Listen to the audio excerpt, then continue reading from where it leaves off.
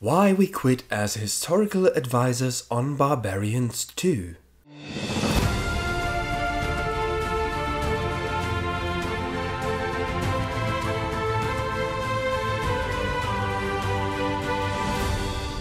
So yes, Barbarians II is out for over a month now, and I gotta say, it's bad. Very bad. If you've seen the video our fellow YouTuber Metatron has made on the topic, then you've probably already heard it. But get this, the script for season 2 of Barbarians was so bad that the freaking historical advisors of the show quit. Keep your cool, keep it together. Yeah, that would be us. Hi, Kaptorga Visual History, at your service. You've then also heard some of the reasons why Barbarians 2 is, concerning its historical accuracy, an absolute mayhem. That's just a fact.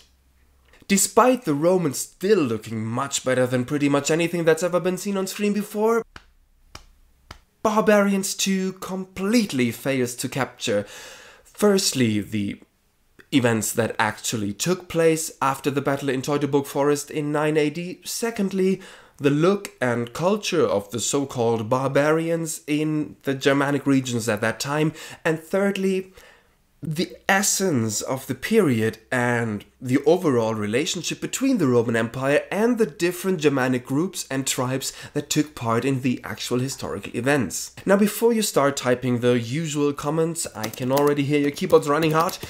I know it's a show meant for entertainment and not a documentary aiming to educate people. Not that I see a major contradiction there or heavy difficulties in combining great entertainment and a plot that actually tells you something valuable about a certain period in time and the people living in it.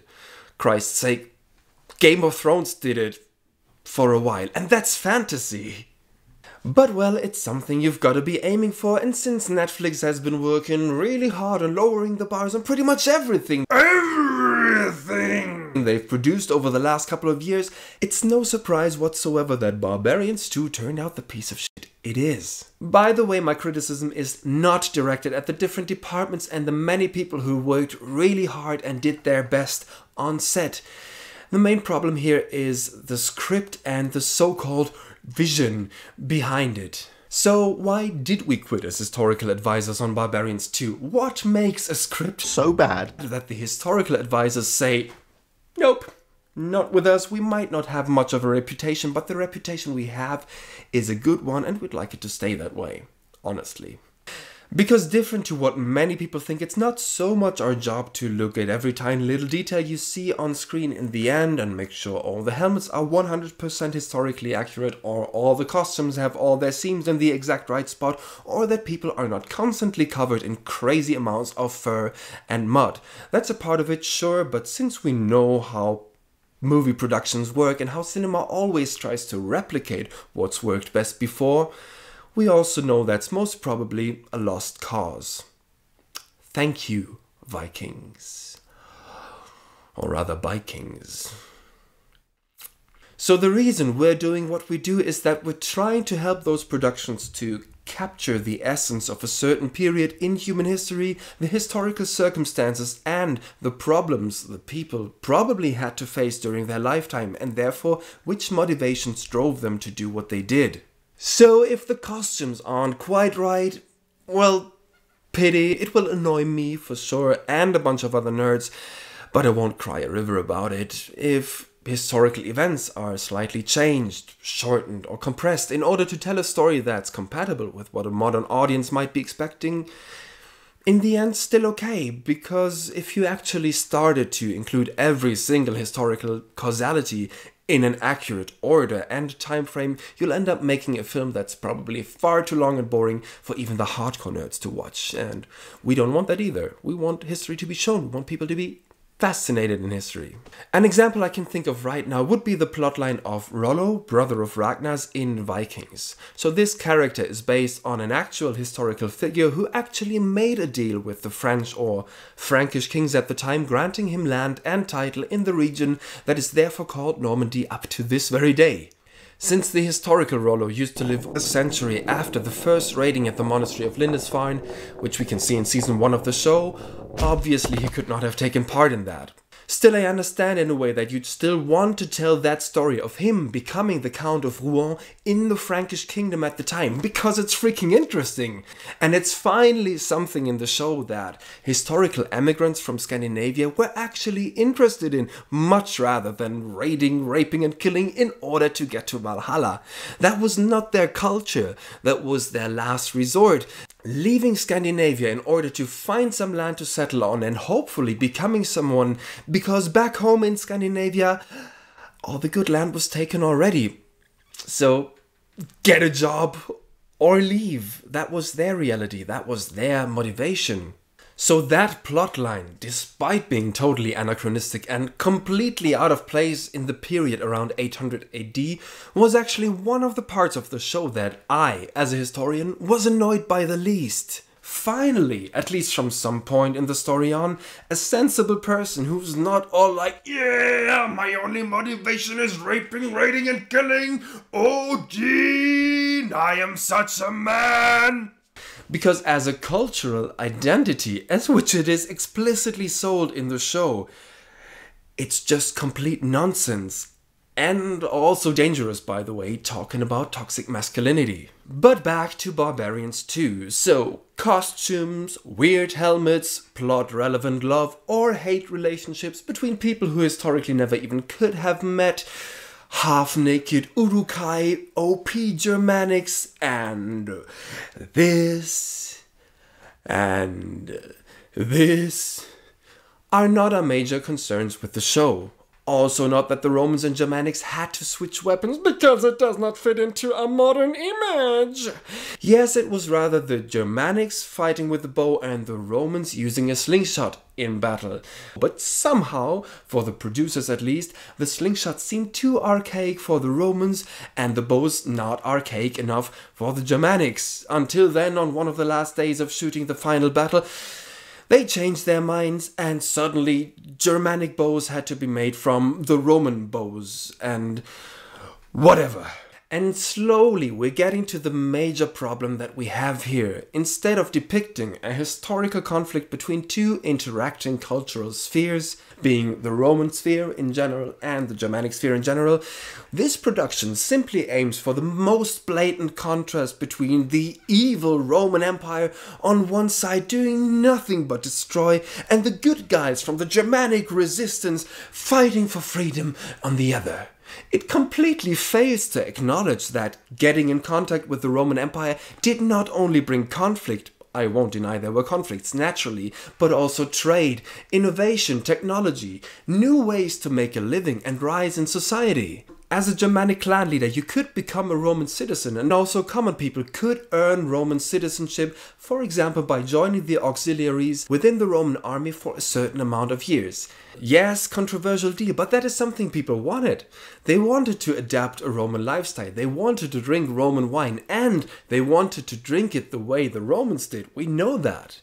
Archaeologists have found hundreds of Roman and Roman-inspired artifacts within Germanic graves, which not only tells us that they like to use them, but also like to brag about it. Because what's put in your grave at that time, and many others by the way, are the very things that define your social status and make it visible for your society and the people attending the funeral. Grave goods are highly symbolic objects, and if you're fighting against those evil baddies from down south to protect your way of life, you wouldn't want to put their stuff in your grave, would you? Much like a member of the Resistance in Star Wars wouldn't want to be buried in a stormtrooper armor. And the most ironic, and I'm saying ironic to not say ridiculously pathetic thing about it is the reason the makers of Barbarians 2 are publicly telling for changing historical facts so much. Because apparently they wanted to change the historical base so much because during the darker parts of German history, the story of Arminius and the battle in Teutoburg Forest was heavily abused for nationalist propaganda purposes. Which is Absolutely true, no arguing there, except it was not only the Nazi regime who instrumentalized history to support their narrative of a superior Aryan race or German people, it was also the propaganda during the German Empire founded in 1871.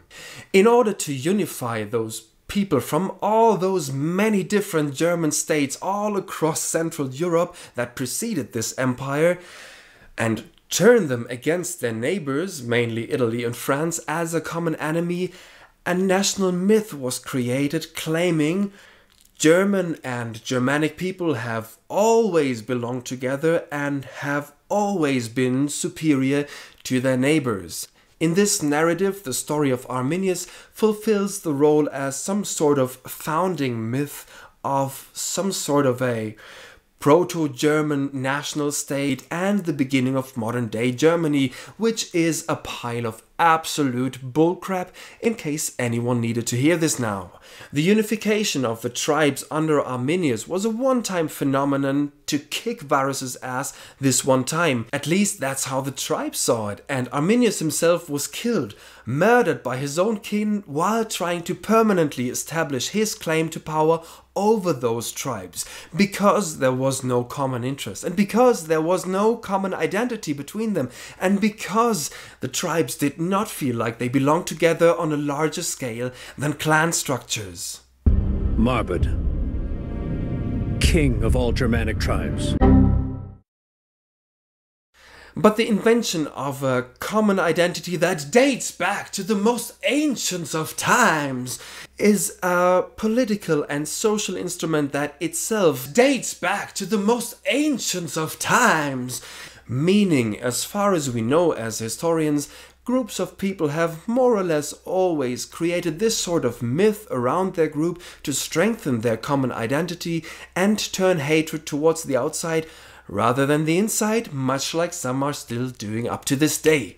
A very strong tool that can easily go incredibly wrong, as we can see, for example, in said darker chapter of German history. So, props to anyone who would try to avoid making this kind of mistake. Obviously, you do not want to go down the road of copying nationalist propaganda that helped killing millions of innocent people. But tell me one thing, if that's your main motivation for altering historical facts, why then, in heaven's name, are you telling a story where there seems to be an unbridgeable breach between the evil, murderous Romans, who are obviously depicted as the inferior warriors, invading Germania just for the sake of it, and the good Germanic underdogs, who even bare naked and unarmed, are the by far superior warriors, fighting for the good cause of protecting their freedom and ways of life, without any of it even being remotely true, and almost everything matching the nationalist interpretations from the 19th and early 20th century, despite telling a completely different story. So maybe next time, dear Netflix and Gaumont writers and producers, you should spend more time coming up with a story that actually matters and is more than just a film producer's checklist to financial success, and spend less time making up hypocritical excuses that in the end achieve nothing but reveal your own blatant lack of knowledge and the fact that you have no clue whatsoever about the very thing you're writing your story about. Historical advisors out. So much for Barbarians II today. Now, to you. Some of you might already know us as a mostly German YouTube channel talking about history in general and pointing out where modern history movie making is missing out great chances of telling the most incredible stories that are actually true. So if you are interested in what we're doing here on the channel and besides that in historical advising, please feel free to join our community here on YouTube by clicking like and subscribe. And if you want, you can also become a Patreon supporter and join our Discord channel. We'd love to share this beautiful space with you and see you help us, making it a more international and diverse community for everyone to share their love for history and their knowledge about it. You can also check out some of our English and English subbed content here on YouTube right now. You'll find the links in the video description, including a fun little animation movie on how Vikings became Vikings and our short World War I live action drama we published here last year. And if you would like us to, we'd also be happy to tell you the whole crazy story of what actually happened between Romans and Germanics about 2000 years ago in the Teutoburg forest and in the time after, because it's an amazingly thrilling story that is absolutely Game of Thrones worthy. So please like and share this video and subscribe to our channel. Let us know your thoughts in the comments and we'll be happy to create more English content for you here on YouTube and make our previous content more accessible to an international audience. Thank you very much for watching, and I very much hope to see all of you back again soon on Kaptorga Visual History. Until then, have a good one and bye bye.